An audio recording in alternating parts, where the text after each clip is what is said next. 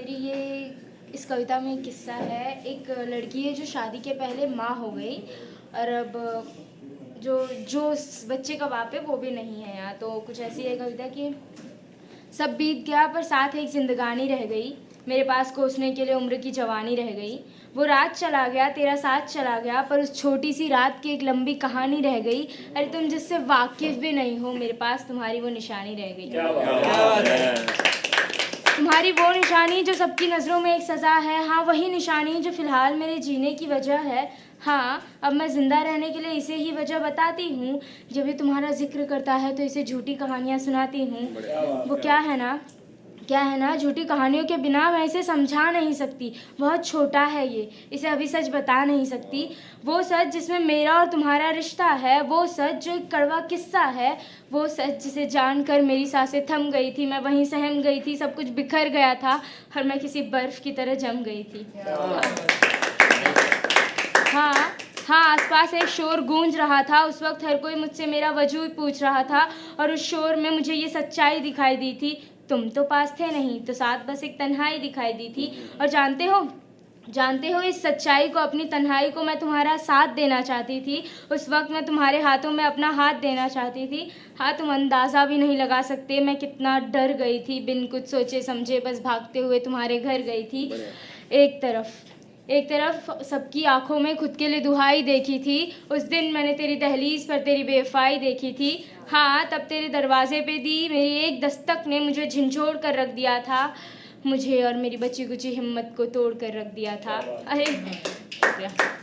अरे मैं तो तुम्हारे घर एक आस लेकर गई थी, तुम अपने बच्चे को अपना नाम दोगे ये विश्वास लेकर गई थी, पर तुमने इस आस को आंसुओं में तब्दील कर दिया। खुद की दुनिया सजाकर बर्बाद मेरी महफिल कर दिया। वो महफिल जो हमने साथ में सजाई थी, वो महफिल जो उम्मीदों पर बनाई थी। अब तुम्हारा साथ था तो इस महफिल का टूटना भी जायज़ हो गया। तुम वजह हो जो मेरा बच्चा नाजायज़ हो गया।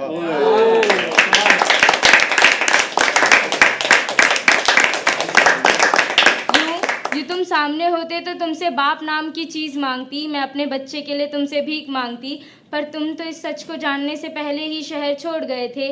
अब तो मुझे जानना था तुम सही मायनों में कब रिश्ता तोड़ गए थे। हरे लोग मुझ पर हंस रहे थे, मैं अपने वहम का क्या करती, तेरे गम को तो सह भी लेती, लोगों के सितम का क्या करती। हाँ जब मैंने तेरे जाने की खबर को जाना था, जब मैंने तुझे इस कदर पहचाना था, उस लम्हे में कभी जहर की दवाई तो कभी कूदने के लिए खाई ढूंढने लगी थी। ज़िंदगी से रुसवा होकर मौत की गहराई ढूंढने लगी थी। फिर लगा कोई मासूम मुझसे अपनी ज़िंदगी मांग रहा हो, मेरे हाथों में अपने प्यार की जंजीर बांध रहा हो, और उसके इस एहसास ने मुझे बेहद मजबूर कर दिया, ज़िंदगी के पास और मौत से दूर कर दिया। पर अफसोस कि मैं कभी तुम्हें भुला ना सकी, अपने बदनामी के चेहरे को छुपा ना सकी। गणित के नियमों की तरह मुझसे दूर रहने के नियम बनाए गए, जिनके जवाब मैं कभी दे ही ना सकूं, ऐसे सवाल उठाए गए। पर हर बार का सवाल पहले तेरे बारे में होता था, किस मुंह से कहती कि उस इश्क में थोड़ा सा धोखा था। एक पल में पूरे मोहल्ले की बेपाक लड़की हो गई थी, मैं एक रूखी हुई बंजर सी धरती हो गई थी। पर हाँ अब मैं किसी पर और कोई मुझ पर सज़ा नहीं है। अब मैं लोगों से दूर आ चुकी हूँ, मुझे किसी की परवाह नहीं है, पर अब किसी और की परवाह मुझे सता रही है। क्या आओगे तुम्हें तुम्हारी प्रेमिका बुला रही है। हाँ ये खत लिखते हुए मुझे सब कुछ याद है, बस तुम लौट आओ ये मेरी आखिरी फरियाद है। वो क्या है ना, मुझे एक बीमारी है और कुछ दिनों में जान निकल जाएगी, ये तुम इसका हाथ थाम लोगे तो आखिरी सांस भी संभल जाएगी। हाँ आओ और प्यार से इसका हाथ थाम लो, अब इसे तुम्हारी ज़रूरत है, अपने बच्चे को अपना नाम दो, मेरी आखिरी सांसों की एक आखिरी ख्वाहिश है, एक आखिरी बार मान लो। आओ और इसका हाथ थाम लो, आओ और इसका हाथ थाम लो।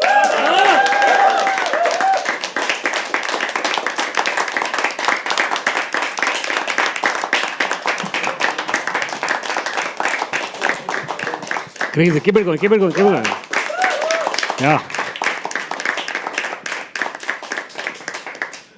Every time Varsha comes, we don't want to point at her age, but it always becomes the same. Now you're 17. Okay. When you came, you were 16, 15. Okay. 16. Last year. Okay. Cool. You're 17, dude. Couldn't write P of poetry at 17. You're killing it. Yeah. Dude, whoever has seen her, okay, over here at least, मैंने जितनी बार देखा है, has gone mad. Like she's come on stage, and when she's gone off, every single person has clapped for like enough time just to appreciate what she's doing. Madness. So please keep doing this. Yeah.